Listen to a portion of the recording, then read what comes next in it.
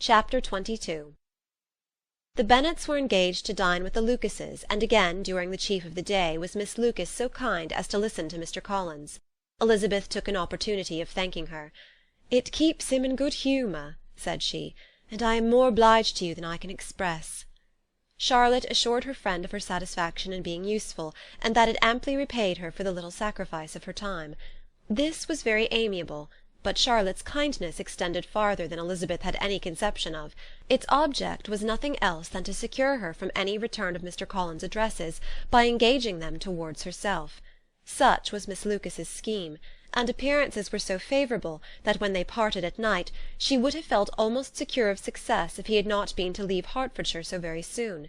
But here she did injustice to the fire and independence of his character, for it led him to escape out of Longbourn House the next morning with admirable slyness, and hasten to Lucas Lodge to throw himself at her feet. He was anxious to avoid the notice of his cousins, from a conviction that if they saw him depart they could not fail to conjecture his design, and he was not willing to have the attempt known till its success might be known likewise. For though feeling almost secure, and with reason, for Charlotte had been tolerably encouraging, he was comparatively diffident since the adventure of Wednesday. His reception, however, was of the most flattering kind. Miss Lucas perceived him from an upper window as he walked towards the house, and instantly set out to meet him accidentally in the lane. But little had she dared to hope that so much love and eloquence awaited her there. In as short a time as Mr. Collins' long speeches would allow, everything was settled between them to the satisfaction of both, and as they entered the house he earnestly entreated her to name the day that was to make him the happiest of men, and though such a solicitation must be waived for the present, the lady felt no inclination to trifle with his happiness. The stupidity with which he was favoured by nature must guard his courtship from any charm that could make a woman wish for its continuance, and Miss Lucas, who accepted him solely from the pure and disinterested desire of an establishment, cared not how soon that establishment were gained. Sir William and Lady Lucas were speedily applied to for their consent, and it was bestowed with a most joyful alacrity. Mr. Collins' present circumstances made it a most eligible match for their daughter, to whom they could give little fortune, and his prospects of future wealth were exceedingly fair. Lady Lucas began directly to calculate, with more interest than the matter had ever excited before, how many years longer Mr. Bennet was likely to live, and Sir William gave it as his decided opinion that whenever Mr. Collins should be in possession of the Longbourn estate, it would be highly expedient that both he and his wife should make their appearance at St. James's. The whole family, in short, were properly overjoyed on the occasion. The younger girls formed hopes of "coming out" a year or two sooner than they might otherwise have done, and the boys were relieved from their apprehension of Charlotte's dying an old maid. Charlotte herself was tolerably composed. She had gained her point, and had time to consider of it. Her reflections were in general satisfactory. Mr. Collins, to be sure, was neither sensible nor agreeable. His society was irksome, and his attachment to her must be imaginary. But still he would be her husband. Without thinking highly either of men or matrimony, marriage had always been her object. It was the only provision for well-educated young women of small fortune, and, however uncertain of giving happiness, must be their pleasantest preservative from want. This preservative she had now obtained, and at the age of 27, without having ever been handsome, she felt all the good luck of it. The least agreeable circumstance in the business was the surprise it must occasion to Elizabeth Bennet, whose friendship she valued beyond that of any other person. Elizabeth would wonder, and probably would blame her, and though her resolution was not to be shaken, her feelings must be hurt by such a disapprobation. She resolved to give her the information herself, and therefore charged Mr. Collins, when he returned to Longbourn to dinner, to drop no hint of what had passed before any of the family.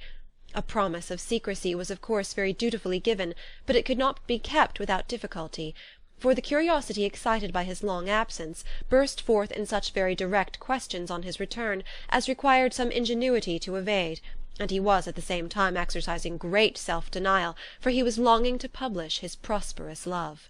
As he was to begin his journey too early on the morrow to see any of the family, the ceremony of leave-taking was performed when the ladies moved for the night, and Mrs. Bennet, with great politeness and cordiality, said how happy they should be to see him at Longbourn again, whenever his engagements might allow him to visit them. "My dear madam," he replied, "this invitation is particularly gratifying, because it is what I have been hoping to receive, and you may be very certain that I shall avail myself of it as soon as possible." They were all astonished, and Mr. Bennet, who could by no means wish for so speedy a return, immediately said, "But is there not danger of Lady Catherine's disapprobation here, my good sir? You had better neglect your relations than run the risk of offending your patroness." "My dear sir," replied Mr. Collins, "I am particularly obliged to you for this friendly caution, and you may depend upon my not taking so material a step without her ladyship's concurrence." "You cannot be too much upon your guard. Risk anything rather than her displeasure, and if you find it likely to be raised by your coming to us again, which I should think exceedingly probable, stay quietly at home, and be satisfied that we shall take no offence." "Believe me, my dear sir, my gratitude is warmly excited by such affectionate attention, and depend upon it, you will speedily receive from me a letter of thanks for this, and for every other mark of your regard during my stay in Hertfordshire. As for my fair cousins, though my absence may not be long enough to render it necessary, I shall now take the liberty of wishing them health and happiness, not excepting my cousin Elizabeth." With proper civilities the ladies then withdrew, all of them equally surprised that he meditated a quick return. Mrs. Bennet wished to understand by it that he thought of paying his addresses to one of her younger girls, and Mary might have been prevailed on to accept him. She rated his abilities much higher than any of the others. There was a solidity in his reflections which often struck her, and though by no means as clever as herself, she thought that if encouraged to read and improve himself by such an example as hers, he might become a very agreeable companion. But on the following morning every hope of this kind was done away. Miss Lucas called soon after breakfast, and in a private conference with Elizabeth related the event of the day before. The possibility of Mr. Collins fancying himself in love with her friend had once occurred to Elizabeth within the last day or two, but that Charlotte could encourage him seemed almost as far from possibility as she could encourage him herself, and her astonishment was consequently so great as to overcome at the first the bounds of decorum, and she could not help crying out, "Engaged to Mr. Collins! My dear Charlotte! Impossible!" The steady countenance which Miss Lucas had commanded in telling her story gave way to a momentary confusion here on receiving so direct a reproach, though as it was no more than she expected, she soon regained her composure, and calmly replied, "Why should you be surprised, my dear Eliza? Do you think it incredible that Mr. Collins should be able to procure any woman's good opinion, because he was not so happy as to succeed with you?" But Elizabeth had now recollected herself, and making a strong effort for it, was able to assure with tolerable firmness that the prospect of their relationship was highly grateful to her, and that she wished her all imaginable happiness. "I see what you were feeling," replied Charlotte. "You must be surprised, very much surprised, so lately as Mr. Collins was wishing to marry you. But when you have had time to think it over, I hope you'll be satisfied with what I have done. I am not romantic, you know. I never was. I ask only a comfortable home, and considering Mr. Collins' character, connection, and situation in life, I am convinced that my chance of happiness with him is as fair as most people can boast on entering the marriage state." Elizabeth quietly answered, "Undoubtedly," and after an awkward pause they returned to the rest of the family. Charlotte did not stay much longer, and Elizabeth was then left to reflect on what she had heard. It was a long time before she became at all reconciled to the idea of so unsuitable a match. The strangeness of Mr. Collins making 2 offers of marriage within 3 days was nothing in comparison of his being now accepted. She had always felt that Charlotte's opinion of matrimony was not exactly like her own, but she had not supposed it to be possible that, when called into action, she would have sacrificed every better feeling to worldly advantage. Charlotte, the wife of Mr. Collins, was a most humiliating picture. And to the pang of a friend disgracing herself and sunk in her esteem was added the distressing conviction that it was impossible for that friend to be tolerably happy in the lot she had chosen. Chapter 23. Elizabeth was sitting with her mother and sisters, reflecting on what she had heard, and doubting whether she was authorized to mention it, when Sir William Lucas himself appeared, sent by his daughter, to announce her engagement to the family. With many compliments to them, and much self-gratulation on the prospect of a connection between the houses, he unfolded the matter, to an audience not merely wondering, but incredulous. For Mrs. Bennet, with more perseverance than politeness, protested he must be entirely mistaken, and Lydia, always unguarded and often uncivil, boisterously exclaimed, "Good Lord! Sir William, how can you tell such a story? Do not you know that Mr. Collins wants to marry Lizzie?" Nothing less than the complaisance of a courtier could have borne without anger such treatment, but Sir William's good breeding carried him through it all, and though he begged leave to be positive as to the truth of his information, he listened to all their impertinence with the most forbearing courtesy. Elizabeth, feeling it incumbent on her to relieve him from so unpleasant a situation, now put herself forward to confirm his account by mentioning her prior knowledge of it from Charlotte herself, and endeavoured to put a stop to the exclamations of her mother and sisters by the earnestness of her congratulations to Sir William, in which she was readily joined by Jane, and by making a variety of remarks on the happiness that might be expected from the match, the excellent character of Mr. Collins, and the convenient distance of Hunsford from London. Mrs. Bennet was in fact too much overpowered to say a great deal while Sir William remained, but no sooner had he left them than her feelings found a rapid vent. In the first place, she persisted in disbelieving the whole of the matter. Secondly, she was very sure that Mr. Collins had been taken in. Thirdly, she trusted that they would never be happy together. And fourthly, that the match might be broken off. Two inferences, however, were plainly deduced from the whole. One, that Elizabeth was the real cause of the mischief, and the other that she herself had been barbarously misused by them all, and on these two points she principally dwelt during the rest of the day. Nothing could console and nothing could appease her, nor did that day wear out her resentment. A week elapsed before she could see Elizabeth without scolding her, a month passed away before she could speak to Sir William or Lady Lucas without being rude, and many months were gone before she could at all forgive their daughter. Mr. Bennet's emotions were much more tranquil on the occasion, and such as he did experience he pronounced to be of a most agreeable sort, for it gratified him, he said, to discover that Charlotte Lucas, whom he had been used to think tolerably sensible, was as foolish as his wife, and more foolish than his daughter. Jane confessed herself a little surprised at the match, but she said less of her astonishment than of her earnest desire for their happiness, nor could Elizabeth persuade her to consider it as improbable. Kitty and Lydia were far from envying Miss Lucas, for Mr. Collins was only a clergyman, and it affected them in no other way than as a piece of news to spread at Meryton. Lady Lucas could not be insensible of triumph on being able to retort on Mrs. Bennet the comfort of having a daughter well married, and she called at Longbourn rather oftener than usual to say how happy she was, though Mrs. Bennet's sour looks and ill-natured remarks might have been enough to drive happiness away. Between Elizabeth and Charlotte there was restraint which kept them mutually silent on the subject, and Elizabeth felt persuaded that no real confidence could ever subsist between them again. Her disappointment in Charlotte made her turn with fonder regard to her sister, of whose rectitude and delicacy she was sure her opinion could never be shaken, and for whose happiness she grew daily more anxious, as Bingley had now been gone a week, and nothing more was heard of his return. Jane had sent Caroline an early answer to her letter, and was counting the days till she might reasonably hope to hear again. The promised letter of thanks from Mr. Collins arrived on Tuesday, addressed to their father, and written with all the solemnity of gratitude which a 12-month's abode in the family might have prompted. After discharging his conscience on that head, he proceeded to inform them, with many rapturous expressions, of his happiness in having obtained the affection of their amiable neighbour, Miss Lucas, and then explained that it was merely with the view of enjoying her society that he had been so ready to close with their kind wish of seeing him again at Longbourn, whither he hoped to be able to return on Monday fortnight. For Lady Catherine, he added, so heartily approved his marriage, that she wished it to take place as soon as possible, which he trusted would be an unanswerable argument with his amiable Charlotte to name an early day for making him the happiest of men.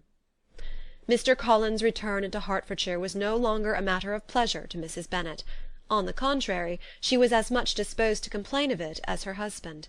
It was very strange that he should come to Longbourn instead of to Lucas Lodge. It was also very inconvenient, and exceedingly troublesome. She hated having visitors in the house while her health was so indifferent, and lovers were of all people the most disagreeable. Such were the gentle murmurs of Mrs. Bennet, and they gave way only to the greater distress of Mr. Bingley's continued absence. Neither Jane nor Elizabeth were comfortable on this subject.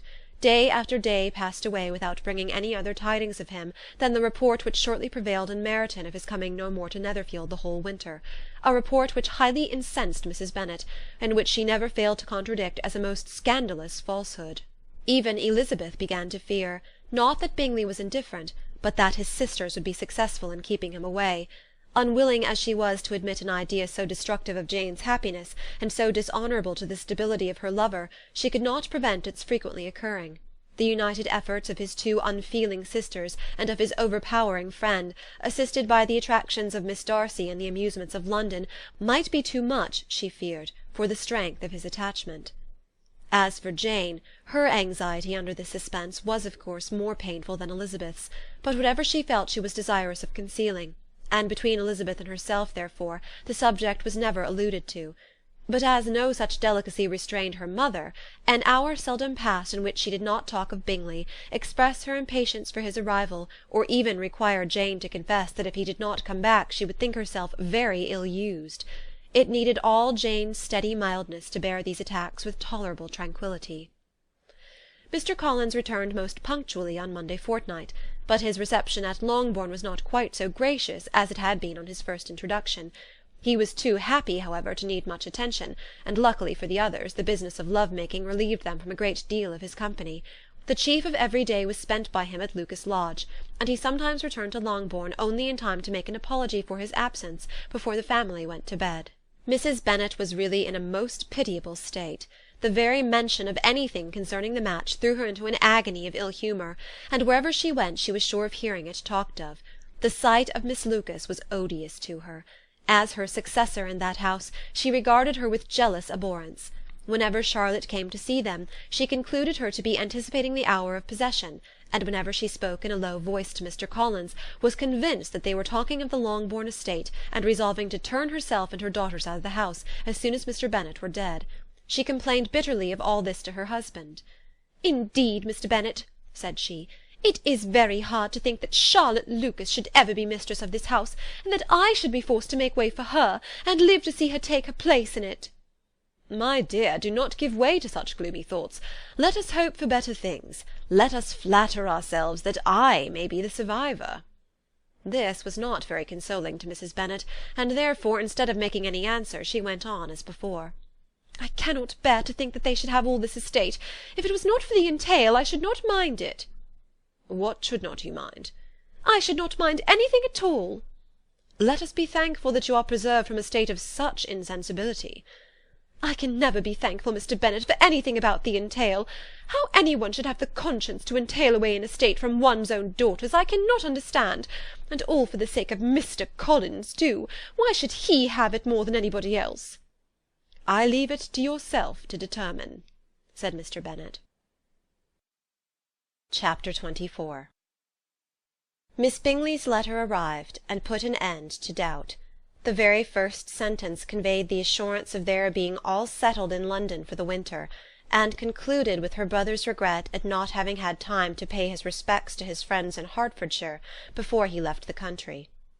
Hope was over, entirely over, and when Jane could attend to the rest of the letter, she found little, except the professed affection of the writer, that could give her any comfort.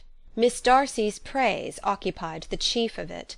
Her many attractions were again dwelt on, and Caroline boasted joyfully of their increasing intimacy, and ventured to predict the accomplishment of the wishes which had been unfolded in her former letter. She wrote also with great pleasure of her brother's being an intimate of Mr. Darcy's house, and mentioned with raptures some plans of the latter with regard to new furniture. Elizabeth, to whom Jane very soon communicated the chief of all this, heard it in silent indignation. Her heart was divided between concern for her sister and resentment against all others. To Caroline's assertion of her brother's being partial to Miss Darcy she paid no credit.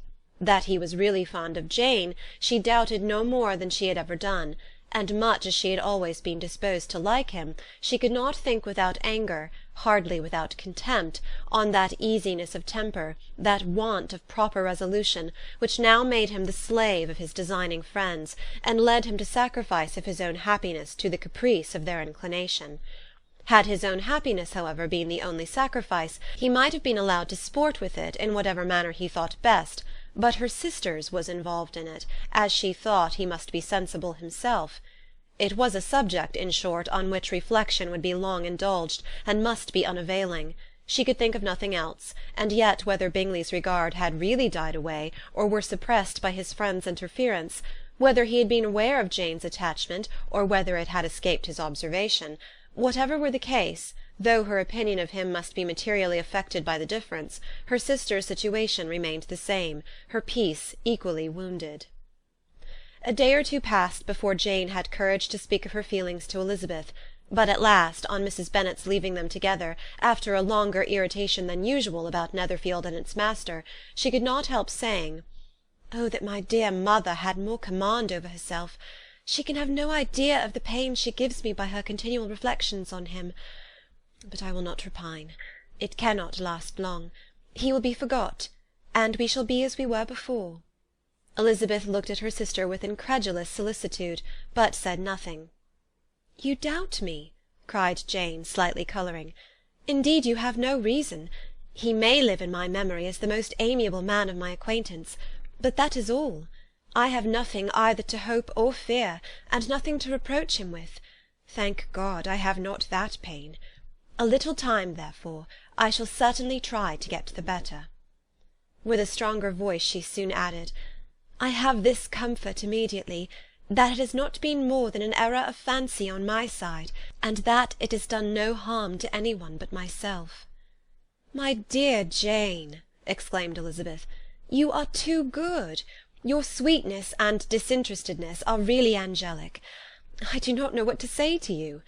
I feel as if I had never done you justice, or loved you as you deserve."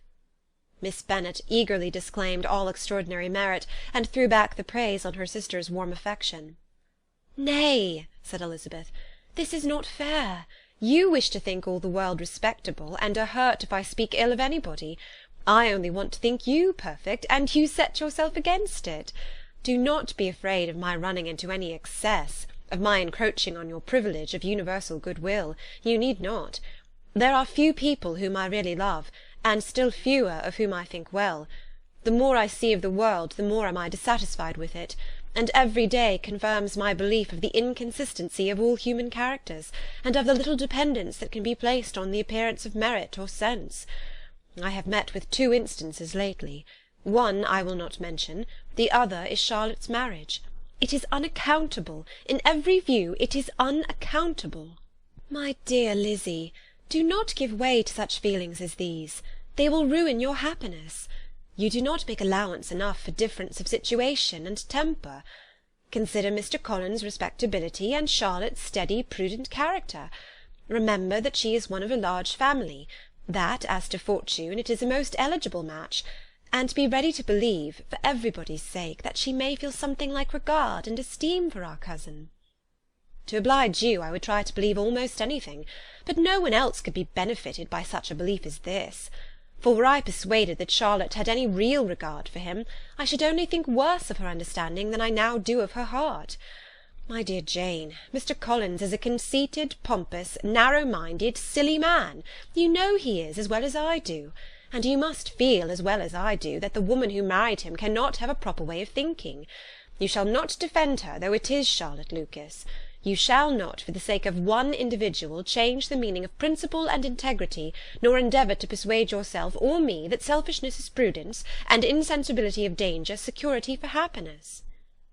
"I must think your language too strong in speaking of both," replied Jane, "and I hope you'll be convinced of it by seeing them happy together. But enough of this. You alluded to something else. You mentioned 2 instances. I cannot misunderstand you, but I entreat you, dear Lizzy, not to pain me by thinking that person to blame, and saying your opinion of him is sunk. We must not be so ready to fancy ourselves intentionally injured.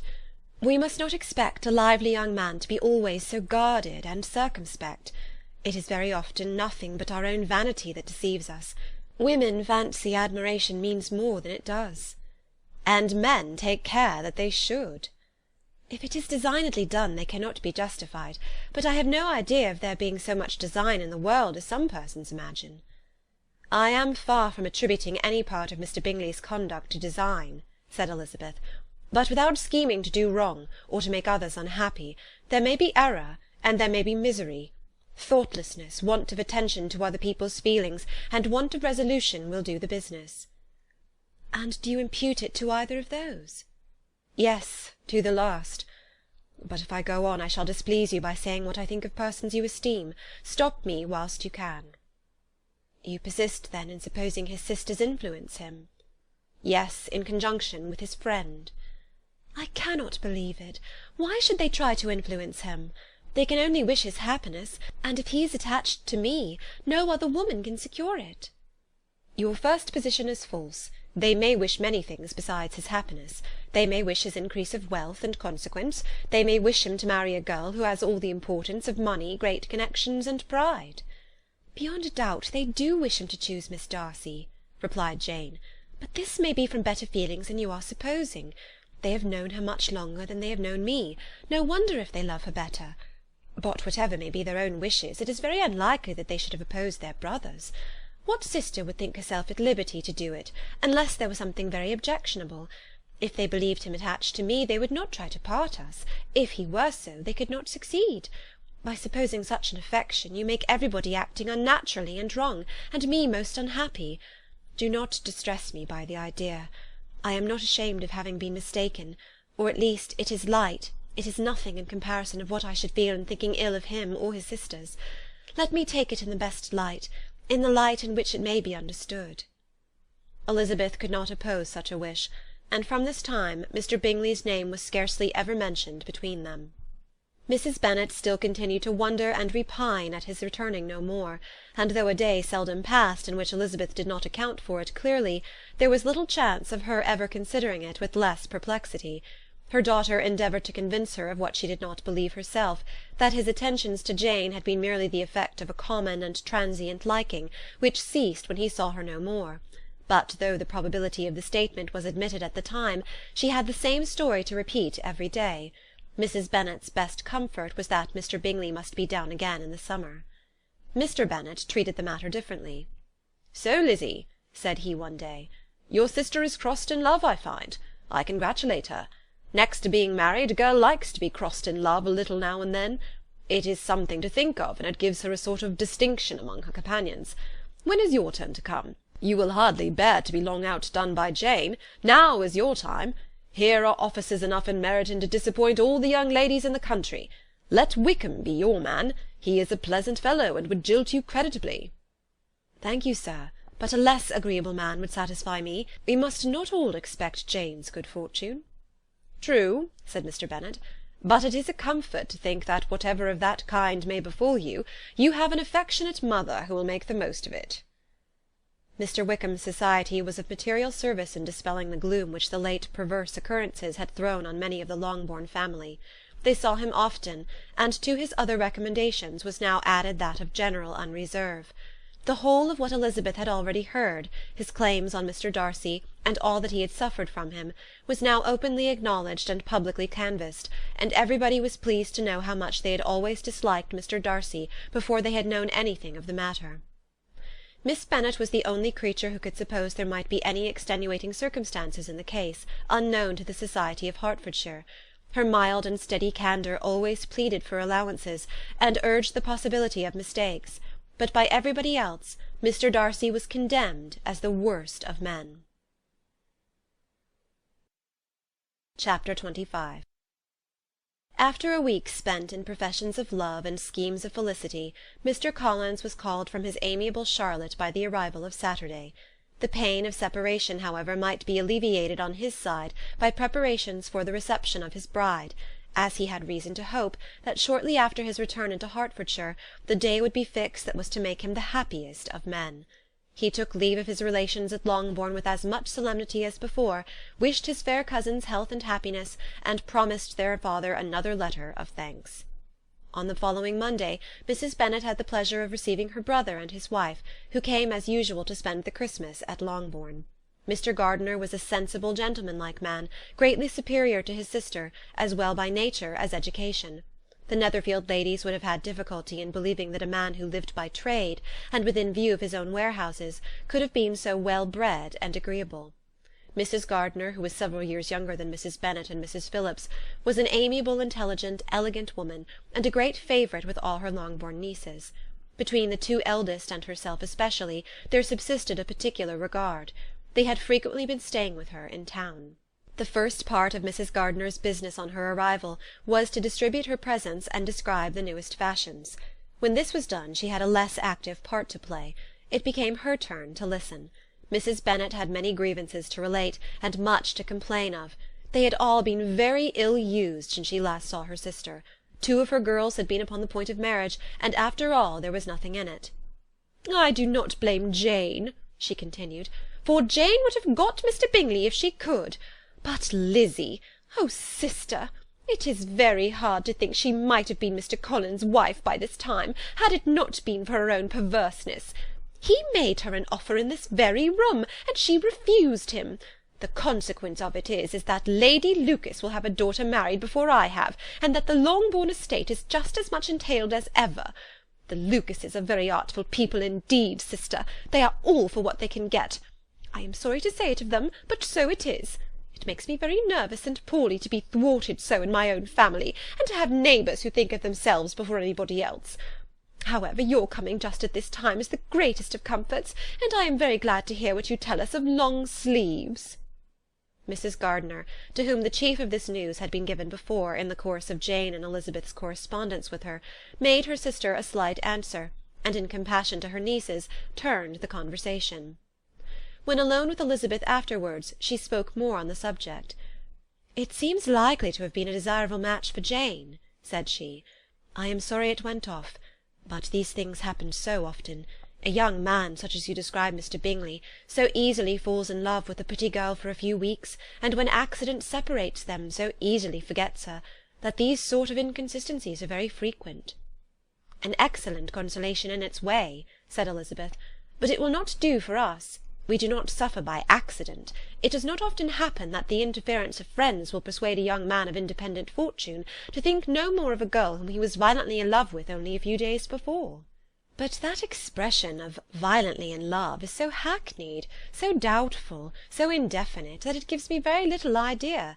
It is as often applied to feelings which arise from a half-hour's acquaintance, as to a real strong attachment.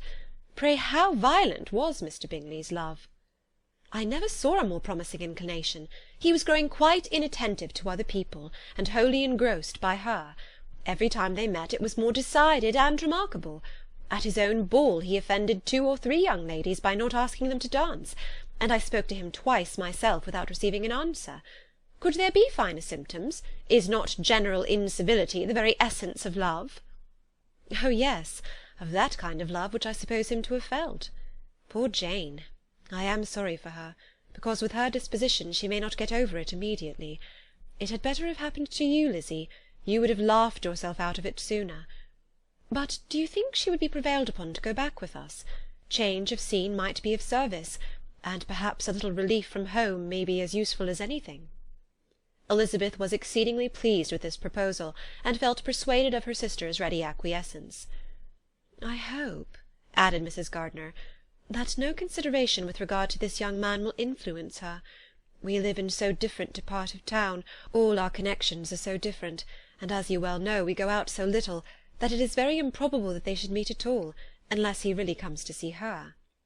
"And that is quite impossible, for he is now in the custody of his friend, and Mr Darcy would no more suffer him to call on Jane in such a part of London. My dear aunt, how could you think of it? Mr Darcy may perhaps have heard of such a place as Gracechurch Street, but he would hardly think a month's ablution enough to cleanse him from its impurities, were he once to enter it, and depend upon it, Mr Bingley never stirs without him." "So much the better. I hope they will not meet at all. But does not Jane correspond with his sister? She will not be able to help calling." "She will drop the acquaintance entirely." But in spite of the certainty in which Elizabeth affected to place this point, as well as the still more interesting one of Bingley's being withheld from seeing Jane, she felt a solicitude on the subject which convinced her, on examination, that she did not consider it entirely hopeless. It was possible, and sometimes she thought it probable, that his affection might be reanimated, and the influence of his friends successfully combated by the more natural influence of Jane's attractions. Miss Bennet accepted her aunt's invitation with pleasure, and the Bingleys were no otherwise in her thoughts at the same time than as she hoped by Caroline's not living in the same house with her brother she might occasionally spend a morning with her, without any danger of seeing him. The Gardiners stayed a week at Longbourn, and what with the Phillipses, the Lucases, and the officers, there was not a day without its engagement. Mrs. Bennet had so carefully provided for the entertainment of her brother and sister that they did not once sit down to a family dinner. When the engagement was for home, some of the officers always made part of it, of which officers Mr. Wickham was sure to be one, and on these occasions Mrs. Gardiner, rendered suspicious by Elizabeth's warm commendation, narrowly observed them both. Without supposing them, from what she saw, to be very seriously in love, their preference of each other was plain enough to make her a little uneasy, and she resolved to speak to Elizabeth on the subject before she left Hertfordshire, and represent to her the imprudence of encouraging such an attachment. To Mrs. Gardiner, Wickham had one means of affording pleasure, unconnected with his general powers. About 10 or a dozen years ago, before her marriage, she had spent a considerable time in that very part of Derbyshire to which he belonged.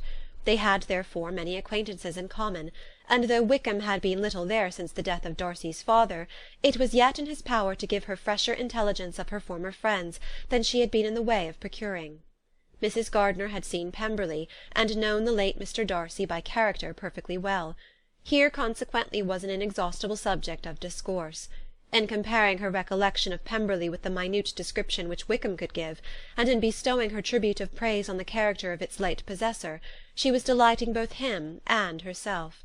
On being made acquainted with the present Mr. Darcy's treatment of him, she tried to remember some of that gentleman's reputed disposition when quite a lad, which might agree with it, and was confident at last that she recollected having heard Mr. Fitzwilliam Darcy formerly spoken of as a very proud, ill-natured boy.